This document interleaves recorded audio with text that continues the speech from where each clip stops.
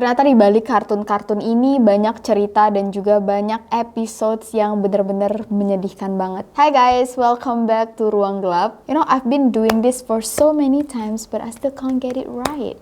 Hi guys, welcome back to Ruang Gelap. Apa kabar kalian semua? Gua Amira. Kali ini kita akan bahas sedikit hal-hal yang menyedihkan tentang kartun anak-anak. So brace yourself and welcome to Ruang Gelap.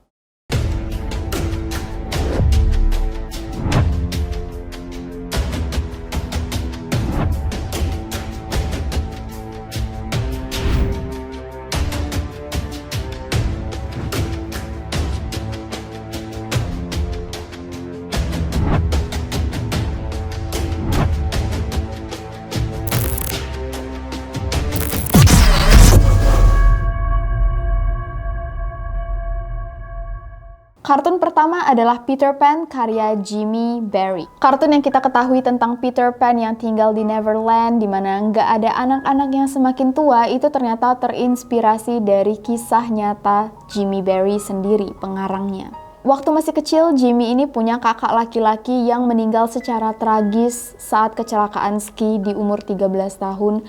Dan saat itu dia sadar kakaknya ini akan selalu dia kenang sebagai laki-laki berumur 13 tahun yang gak akan pernah menua. Saat Jimmy tumbuh dewasa, dia ini menikah dengan sepupunya sendiri namun tidak pernah punya anak. Suatu hari, Jimmy pergi ke taman dan bertemu dengan keluarga Davis, di mana keluarga Davis ini terdiri dari seorang ayah, ibu, dan 3 anak. Jadi berlima ya. Anak pertama mereka George, anak kedua Michael, dan anak ketiga Peter yang masih kecil-kecil banget. Peter ini bahkan masih bayi. Setelah berkenalan dengan keluarga Davis, Jimmy ini sering banget main ke rumah keluarga Davis untuk bermain dengan ketiga anak mereka, George, Michael, dan Peter. Sampai suatu hari, ayah ketiga saudara ini meninggal dunia dan Jimmy ini semakin sering mengunjungi rumah mereka. Beberapa tahun kemudian, ibu dari 3 anak ini yang meninggal dunia, sehingga 3 anak ini langsung yatim piatu. Berdasarkan surat wasiat yang ditinggalkan oleh ibu mereka, 3 anak ini diberikan untuk dijaga oleh adiknya yang bernama Jenny. Tapi waktu Jimmy melihat surat wasiat ini, diam-diam dia mengganti nama Jenny menjadi Jimmy. Sehingga hak adopsi 3 anak ini jatuh ke tangannya. Dan karena hal ini, banyak orang yang mengatakan bahwa Jimmy sebenarnya seorang pedofil. Untuk menghibur 3 anak ini, Jimmy mulai mengarang cerita tentang Peter Pan. Nama Peter Pan sendiri ini berasal dari nama Peter, anak terakhir, dan Pan ini sebenarnya adalah dewa Yunani kuno berwujud setengah manusia, setengah kambing yang sebenarnya adalah setan. Alasan kenapa Jimmy memilih dewa setan, gak ada yang pernah tahu. Tapi nasib ketiga saudara ini ternyata sangat-sangat mengenaskan karena mereka semua meninggal di umur yang sangat muda. George meninggal di umur 20 tahun karena tenggelam, Michael meninggal saat Perang Dunia Pertama, sedangkan Peter bunuh diri terjun ke rel kereta. Cerita nyata yang sangat menyedihkan dan very disturbing. Kartun kedua, Winnie the Pooh karya Alan Milne. Kalian pasti tahu cerita tentang Winnie the Pooh. Cerita tentang tokoh bernama Christopher Robin yang sangat menyayangi bonekanya bernama Winnie the Pooh. Di mana mereka ini bisa ke dunia lain lewat pintu rahasia yang membawa mereka ke ladang yang sangat besar di mana Winnie the Pooh tinggal bersama teman-teman lainnya seperti Piglet dan Tiger. Christopher Robin lalu bersama hewan-hewan ini membentuk sebuah geng yang pergi berpetualang dan setiap kalinya ada cerita moral yang diselipkan di kebahagiaan dan juga momen-momen bersama mereka saat berpetualang. Winnie the Pooh terinspirasi dari boneka teddy bear yang pernah Alan berikan ke anaknya Christopher saat Christopher berulang tahun berumur 1 tahun. Christopher ternyata sangat menyayangi boneka teddy bear yang dia berikan dan diberi nama Winnie the Pooh. Dan semakin umur Christopher bertambah, semakin banyak juga koleksi mainan boneka hewan-hewannya. Dimana inilah inspirasi karakter-karakter Piglet, Tiger, dan lain-lain. Waktu Ellen nontonin Christopher main sama boneka-bonekanya, disinilah Ellen punya inspirasi cerita-cerita tentang Winnie the Pooh. Dan dia mempublikasikan cerita pertamanya yang ternyata sangat-sangat sukses dan terkenal. Tapi karena saking terkenalnya cerita Christopher Robin ini, sehingga banyak orang yang tahu Christopher yang asli ini suka main boneka dan dia dijadikan bahan bulian dan juga lelucon teman-temannya. Christopher ini ngerasa ayahnya mengeksploitasi dia. Dia merasa nggak percaya diri. Dia berhenti main boneka dan semakin hari dia semakin membenci ayahnya.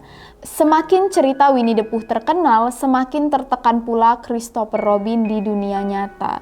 Bahkan di tahun 1931 dia ini menjadi salah satu anak yang namanya paling terkenal, padahal dia tidak berasal dari royal families. Sangat-sangat menyedihkan saat kita tahu cerita yang penuh moral dan kebahagiaan Winnie the Pooh itu ternyata tentang keluarga yang sangat-sangat hancur di kehidupan nyata. Selanjutnya cerita SpongeBob di episode Nasty Patty. Kalau kalian penggemar SpongeBob, mungkin kalian pernah nonton episode ini di mana Krusty Krab didatangi oleh seorang inspektur makanan yang ditugaskan untuk mencicipi semua menu di Krusty Krab. Namun sebelum hidangan terakhir dikeluarkan, SpongeBob dan Tuan Krab menonton sebuah berita di mana ada penjahat yang menyamar sebagai inspektur makanan hanya untuk makan gratis. SpongeBob dan Tuan Krab lalu curiga inspektur makanan yang lagi datang di restoran mereka itu sebenarnya si penjahat. Jadi SpongeBob membuat Krabby Patty yang sangat-sangat menjijikan, yang terbuat dari saus volcano, dikasih potongan kuku, dan juga dicelupkan ke dalam toilet. Waktu Krabby Patty ini dihidangkan dan hampir dimakan oleh si inspektur, ternyata ada lalat yang datang dan langsung masuk ke dalam tenggorokan si inspektur yang menyebabkan inspektur ini langsung jatuh dan pingsan. Tapi saat itu SpongeBob dan Tuan Krab mengira inspektur ini mati, jadi mereka diam-diam menggali kuburan untuk menghilangkan jejak. Disinilah cerita menjadi sangat gelap. Nggak hanya dia ini dikubur hidup-hidup, tapi dia ini ujung-ujungnya juga dimasukkan ke dalam sebuah peti beku. Dan saat diketahui dia ini masih hidup, dia ini juga pada akhirnya ketabrak pintu dapur Krusty Krab. Ini bukan sedih, tapi creepy ya.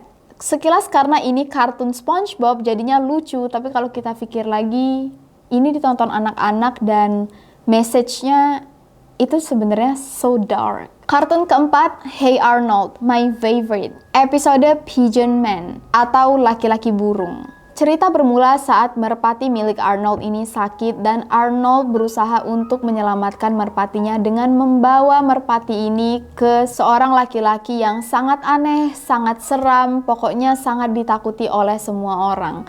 Waktu Arnold mau pergi menemui manusia burung, banyak banget teman-temannya yang bilang, jangan pergi, dia itu bahaya, dia itu menyeramkan, dia itu aneh. Tapi Arnold ini nekat, dia pengen ketemu dulu dengan si manusia burung. Siapa tahu manusia burung ini bisa nyelamatin merpati dia. Datanglah Arnold ke sebuah bangunan yang sangat tinggi, kumuh, pokoknya bener-bener kayak tempat yang gak berpenghuni. Dan dia ini langsung naik ke rooftop di mana katanya manusia burung tinggal. Waktu dia ketemu dengan manusia burung, ternyata manusia burung ini enggak serem sama sekali, malah lebih ke menyedihkan. Karena dia ini enggak punya temen dan dia bilang dia sering dikecewakan oleh manusia. Si manusia burung merasa dia nggak pernah dimengertikan oleh manusia-manusia di sekitarnya, jadi dia bergaul dengan burung-burung. Arnold lalu meminta si manusia burung untuk menyembuhkan merpatinya dan si manusia burung menyuruh Arnold untuk kembali besok harinya. Besoknya saat Arnold datang untuk mengambil merpatinya yang sudah sembuh, Arnold yang merasa simpati dengan apa yang dialami oleh si manusia burung berusaha untuk mengatakan bahwa nggak semua manusia itu jahat, banyak manusia baik dan dia adalah salah satunya. Si manusia burung lalu merasa nyaman mengobrol dengan Arnold dan dia ini pengen membuka diri lagi berteman dengan manusia.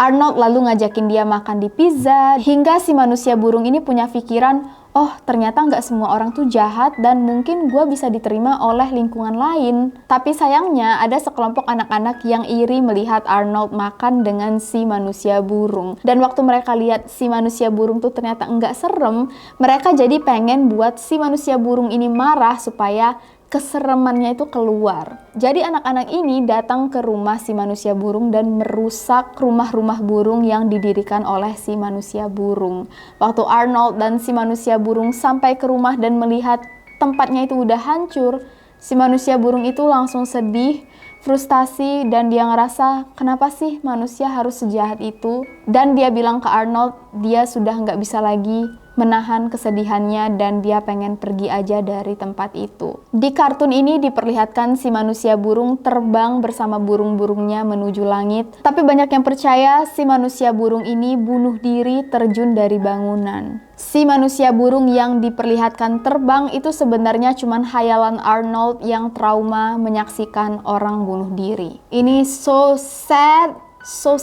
dan pesan moralnya sampai banget, kayak gimana satu hal kecil yang kita lakukan itu bisa berarti banyak bagi orang, entah itu positif, entah itu negatif. Terakhir, kartun Rugrats di episode Chucky's Wonderful Life. Di episode ini, Chucky nangis karena dia teringat omongan Angelica yang mengatakan kalau dunia ini akan lebih baik kalau Chucky nggak lahir ke dunia. Jadi Chucky ini langsung ngepack barang dan berusaha untuk lari dari rumah.